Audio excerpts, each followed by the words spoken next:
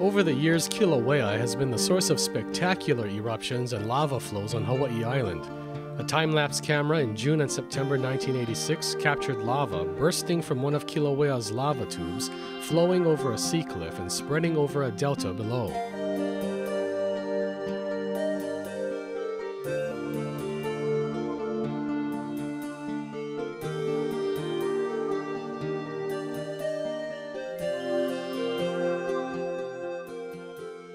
Today at Kilauea, a vent is billowing gas, dust, and bits of volcanic glass as magma rises up through an underground conduit and out of a break in the surface at Halemau crater in Hawaii Volcanoes National Park, which is home to Kilauea, Hawaii's most active volcano. This eruption began in March 2008 and produces a plume that towers thousands of feet over the island. It's one of a number of changes on Kilauea Volcano's summit and adjacent areas that have occurred this year. Congressman Neil Abercrombie, a member of the House Natural Resources Committee, which has jurisdiction over the national park system, is among the park visitors on this day. He's here to see how the park is handling the volcanic activity. Visitors here don't feel any noticeable tremors, but a seismograph inside the Hawaiian Volcanoes Observatory detects activity in Halemau. The activity coincides with a visible change in the plume, which grows darker and more turbulent. Scientists believe the plume turns dusty brown when the rock around the vent collapses into the conduit.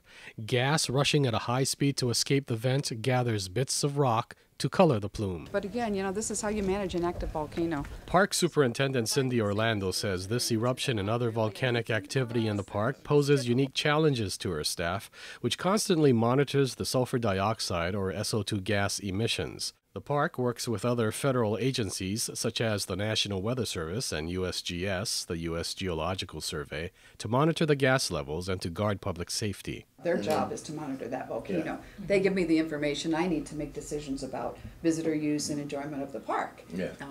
But subsequent to all of this coming into play and the acquisition of all the monitoring equipment that we needed, as well as additional air quality stations, and then individual handheld monitors that every ranger in the field now has. Yes. We can make decisions based on, it's usually isolated pockets of nasty air. Sure. So we should never have to close down the entire park at the same time ever again. We can make decisions and close incrementally parts of the park. In March is when it first started venting out, and it's gotten bigger and larger over the months. Basically what you're seeing here at the magma chamber, remember where you start with the down deep, the magma chamber is really right in this part. It's in this half of the caldera. It's not up in this area. It starts here, goes on the other side of the old Chain of Craters Road, and it's about 2 miles across. And if you look at the diameter of Halemau, yes, and you imagine that standing on edge, that's how far it is to the top of the magma chamber.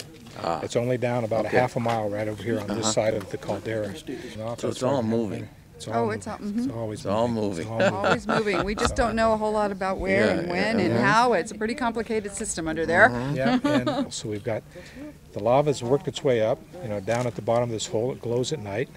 The lava's down only a few hundred feet down in the hole. They've actually done overflights and can see it down in there. So it is up close. Every day they've got trays out that they're doing collection. The U.S. Geological Survey people are here again, and they're picking up everything from juvenile lava, that's lava that's never been up, and ash. So the juvenile lava is things like the Pele's tears, Pele's hair, small pieces of spatter and stuff. We have a chunk in there. It's about so big you can see. And so that's the juvenile stuff, showing that the lava has actually made it up close enough to be erupted, and that's going on as we speak. It's not really a major eruption like most people imagine lava to be, but it is an eruption. And there is ash included in there, other pieces of tephra, which is pieces on the side that have gone down and been ejected out with the juvenile lava. So that's something that we get concerned about in terms of the air quality and the particulates in the plume. At times there's a little more ash than others, and that's really what you have to be most concerned about with the VOG, is the particulate matter. And that's where I think we all collectively, all of the agencies need to do more work on capturing the monitoring of that data, analyzing perhaps what some of the effects are. Right now it's ranging anywhere from 700 or 800 tons to sometimes 1,500 tons a day coming out of here. Yeah. Isn't that So amazing? it's exacerbated, and that's tons. the issue. That's So it's tons double. of material coming up. Now I did this Isn't for that Jim Gale. something? He probably still has the thing, but at 200 tons a day, it was enough sulfur coming out, sulfur dioxide coming out every day, just to the 200 tons a day here to fill 150 Goodyear blimps. Well, we have monitoring devices for sulfur dioxide gases in the air. And so these are personal monitoring devices. So they tell us what the parts per million are of sulfur dioxide in the air. Every ranger in the field now has one of these and can give us a situational report at any given time that, you know, we're going into code orange or we're in yellow. Or where's the part of it that detects what's in the air? Like, where's the sensor part? The white cotton on the top. Ah, okay. So the air goes in there and then it gets evaluated.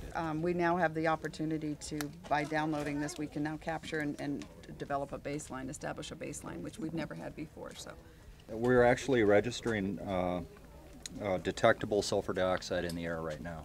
So we put up advisory signs and usually seal the building so that we at least have a place so that people can move to if they feel affected. Of course, a lot of times at low levels, which it's at right now, different individuals have different sensitivities. Sure. Mostly it's respiratory problems. That's the biggest factor, is it'll affect your respiratory system first. But you can get stinging in your eyes if it starts raining Burning eyes. droplets, so we get acidic rain here. And you know, the visibility isn't very good either. So sometimes we have low visibility on the roadway, which is a side effect.